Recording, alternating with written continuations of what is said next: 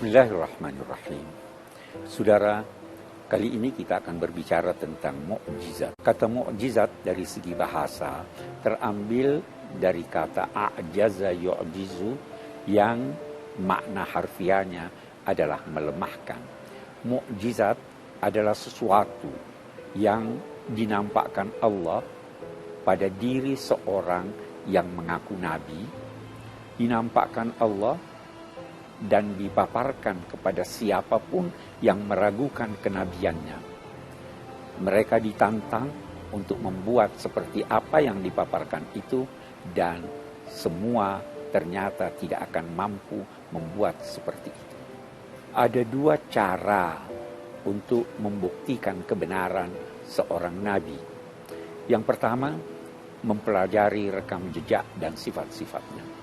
Seorang yang dikenal luas sebagai orang yang tidak pernah berbohong, yang dikenal luas mempunyai sifat-sifat terpuji, maka itu dapat menjadi bukti tentang kebenarannya.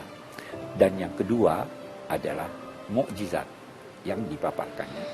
Nabi Isa alaihissalam misalnya diragukan oleh sementara orang, maka mukjizat yang beliau bawa, yang dianugerahkan Allah kepada beliau adalah menghidupkan orang mati, menyembuhkan orang yang sakit, dan sebagainya.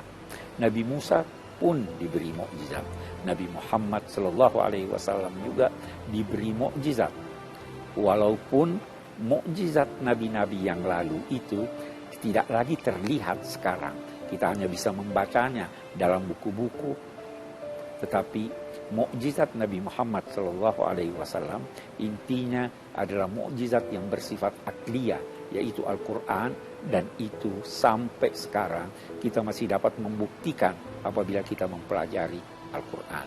Memang nabi-nabi yang lalu terbatas tugas mereka dan waktu mereka, sedang Nabi Muhammad SAW mukjizatnya kekal karena ajaran yang dibawanya bersifat kekal dan dituju kepada seluruh umat manusia sejak masa beliau hingga akhir zaman.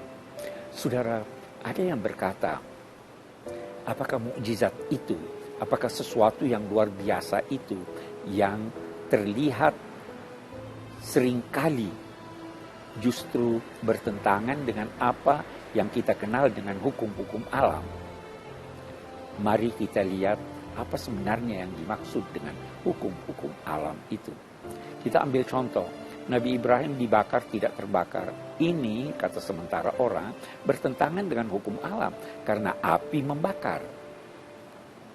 Nah, saudara, hukum-hukum alam menurut ilmuwan tidak lain daripada ikhtisar dari pukul rata statistik. Setiap saat kita melihat air mencari tempat yang rendah. Setiap saat kita melihat api membakar. Tapi tidak mustahil bahwa api tidak membakar. Tidak mustahil air mencari tempat yang tinggi. Mengapa demikian? Karena dalam ajaran agama dan diakui oleh ilmuwan bahwa ada faktor yang tidak diketahui yang menjadikan air mencari tempat yang rendah atau api membakar. Dalam bahasa agama, yang membuat itu demikian adalah Allah Subhanahu wa Ta'ala. Sehingga bisa saja terjadi hal-hal yang luar biasa yang nampak pada diri seorang nabi yang sebenarnya diadakan oleh Allah dalam rangka mendukung sang nabi, dalam rangka mendukung dan membenarkan ajaran-ajaran yang disampaikannya. Saudara, karena itu ada 3 macam sikap akal terhadap sesuatu. Bisa jadi dapat difahami oleh akal. Itulah yang kita namakan rasional.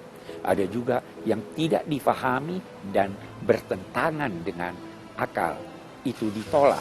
Dan ada lagi yang bersifat suprarasional. Tidak difahami oleh akal, tapi dalam saat yang sama itu tidak mustahil menurut akal.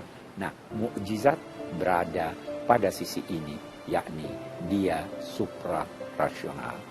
Demikian sedikit tentang mukjizat.